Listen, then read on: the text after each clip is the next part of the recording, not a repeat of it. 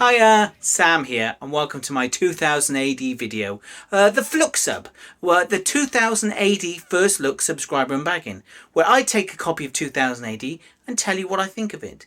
Now, first time I recorded this introduction, I had some technical issues, so I lost about the first 20 seconds. So this is me saying hello, and then now back into the proper video. A couple of weeks ago, I had some subscriber issues where I didn't get 2000 AD for a few weeks, and I had to do a triple Flux Sub where I reviewed 3 copies of 2000 AD in one go.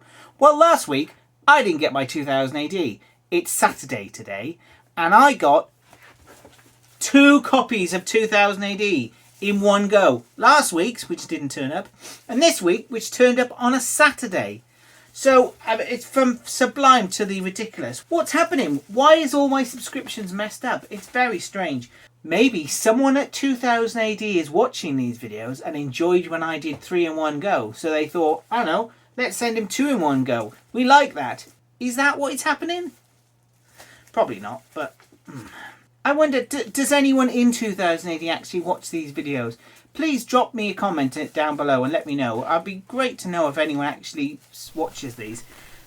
If there is, maybe somehow I can get a copy of 2000 AD Advance so I don't have all this trouble. Let's grab me yellow scissors and open up. Now, I don't know which is which, so let's pick a random one and open it up.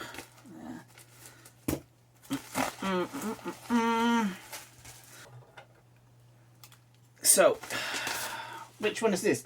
This is 2257. Ah, this is the first one. So this is West End Ghouls, a bit of Pet Shop Boys there. The Diabolics visit their old London haunts. Yeah, who's that? I mean, that's a creepy squid. Well, that's Mike Dowling there. Okay, let's have a look at the next one. Okay, let's opening up the PROG. We're opening up the PROG. Oh, this is a tough one. Oh, no, not that tough. I'm just weak. Okay, now I have no idea what this cover is. I haven't seen it. Oh, okay. Necessary Force. Dread leads a high-speed strike. And who is that by? Who is that by? That is by Toby Wilsmer. Ah, okay. That's pretty cool. I like that. A big picture of Dread there. Okay, so let's look at both of these progs at once. So here we go, 2257 and 2258. Let's start with 2257. We've got Droid Life here, not funny as always, and Judge Dredd, Tread Softly Part 1. So this is by Mike Carroll and Simon Colby. So this is an interesting one. It is a 2-parter, so I'm going to cover both parts now. And essentially it's a story of Dredd and a sort of a med judge investigating a dream parlor, and a bit dull. So it turns out that the med judge is actually assessing Judge Dredd. Anyway, that's part 1.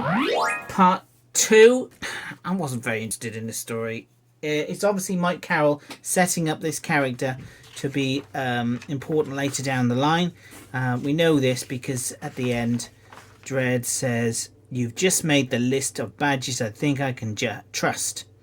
And that's essentially the only important part of it. It's just a setup for this character. It's a bit dull. I'm not a huge fan of Simon Colby's art. It's alright, but yeah, a bit meh. Whatever. Anyway, that was Judge Dredd. So back to 2257. We've got a 2000 AD Art Stars winner, art by Peter Young. That reminds me of The Boys, issue number 1 by Darren Robinson. We've got Diabolics back again. London Calling, the new thrill. So, different artist, Dom Reardon. I think he was the original artist of the strip, the Cannibalistics strip. Am I a fan of Dom Reardon's art? Not really. It's scratchy. But there's some good faces in there. I kind of like the impressionisticness of it, the faces, but it's all very... it's alright. It's here we've got this reads like an episode of From Hell by Alan Moore, which is funny because later on in that page he refers to Thank Glycon, which is a sort of a sock puppet. Alan's familiar on his journey of faith and worship is an ancient Roman glove puppet snake called Glycon. Well, actually, I just thought he looked gorgeous. He looked so smug. And he'd got this these lidded eyes and this superior expression, which I identified with in a certain way. Yeah. And also, like I say, it's just the absurdity of this limbless serpentine body and this Paris Hilton head on top of it. It's irresistible. He's certainly the coolest, most rock and roll looking god that I have ever seen. I just fell in love at first sight. And it looks like Alan Moore is actually on his shoulder there for the entire strip. So this story is referred to in the previous Diabolic story, which ended before the Regend of last week. And it's referred to here in the first episode of this series of Diabolics, and the last episode where we see Solomon zapped by a weird ghost type creature. Now, who is this character? He's referred to as Jake, but he's also referred to as an aging rock star. In here it says the aging rock star, or the recluse rock star, is called Ethan Kubasty, but then in the series he's called Jake. I'm confused. Am I interested enough in the story to find out about it? No, I'm not, because it's a boring story. There's a mansion that's been haunted by weird creatures. I don't care. These are all the weird creatures. You've got Chelsea pensioners, guy in a fur coat, an angel, some sort of robot thing, a man with a shovel. I mean, yeah, whatever. And the second part of Diabolics, the creatures that are haunting this house in London kick off. There's Alan Moore there being attacked by a load of hands. There's Cricket Man. I don't.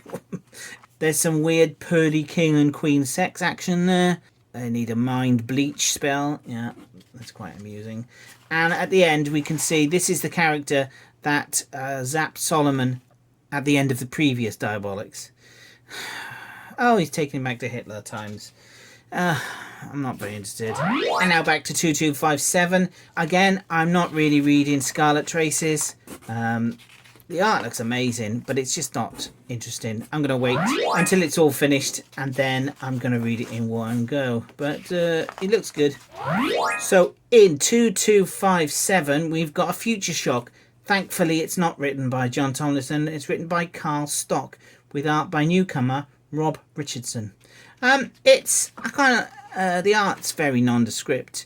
Lots of lettretone. This guy definitely, well, no, they don't use lettretone anymore. I suppose it's all computer now. But it's a pretty standard Future Shock. 4 pages. Yeah, it was alright. That is actually a Future Shock. That's the best Future Shock been for a while. Not brilliant, because it didn't shock me, but it is set in the future. So we'll see. Oh look, pre-order now. Covers Uncovered, where they interview the person and show how they created the cover. I guess this is going to be printed out and you can buy it as a physical thing. Might be quite interesting. So in 2258, we've got Sinister, well, not Sinister, just Dexter back again. Bulletopia Chapter 7. Lordy Georgie, King of Everything. Oh my god, this has been going on for 7 chapters. How can Dan Abnett do something so great as The Out and something so boring and dull as Dexter? I don't care. That character there, she looks like the engineer from the old Authority comics. Apart from that, it's very, very boring and dull, and I don't care, and I'm not going to read it. Oh, look, there's some giant dinosaurs with stars on them. Who cares? And now we get to the finest part of the prog, which is definitely my favourite. The Out, Part 7. This is obviously in PROG 2257. Sid is visiting Robert Luster, who happens to be essentially David Bowie in space. Lovers in space. Bowie's in space. What you doing out there, man? He's a big rock star, and the art in this, it's meant to show sensory and visual overload, which it really does. I mean, it's difficult to work out what's going on in this, which makes sense because that's part of the story. Here, Sid is talking to some real fans who are being very snobbish about her lack of interest in this Space Bowie. This is Bowie to Bowie. Do you hear me out there, man? This is Bowie back to Bowie. I read you loud and clear, man. It's just, you know what this reminds me of? They're talking about Planetoids. My son plays Fortnite, and they have big events. And sometimes they have concerts where you have lots of people sort of jumping around and watching a big event that's happening. This is almost like, this is like a real Fortnite event. It's just a go. Who put this together? I'm the glue. Someone said, shorty face, got me out the blue. Someone said, someone said, someone said.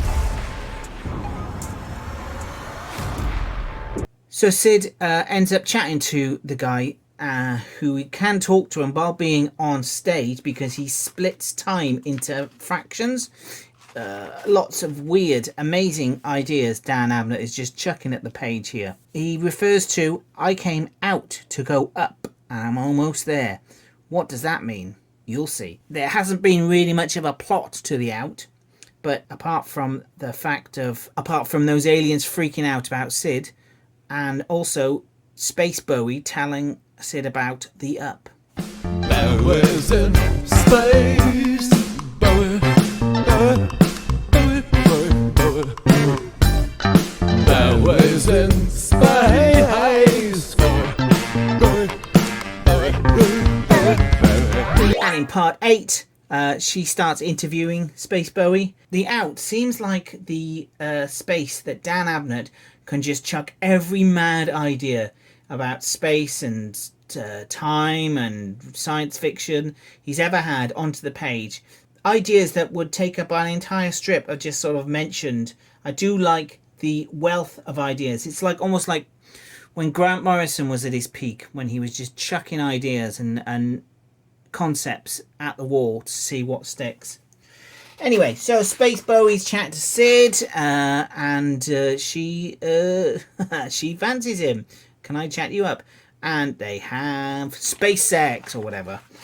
And at the end, she sees a little child with a rabbit. Joey? Is that the rabbit or the child? Oh, we'll see.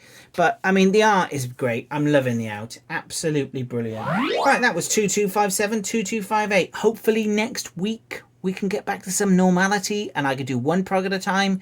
But if 2080 is going to continue fucking with me, we'll see what happens. Anyway, check it out. See you later, guys. It's cold out in space, Bowie. Do you want to borrow my jumper, Bowie? Does the space cold make your nipples go pointy, Bowie? Do you use your pointy nipples as telescopic antennae to transmit data back to Earth? But you do, you freaky old bastard, you. Hey, Bowie, do you have one really funky sequin spacesuit? Or do you have several changes?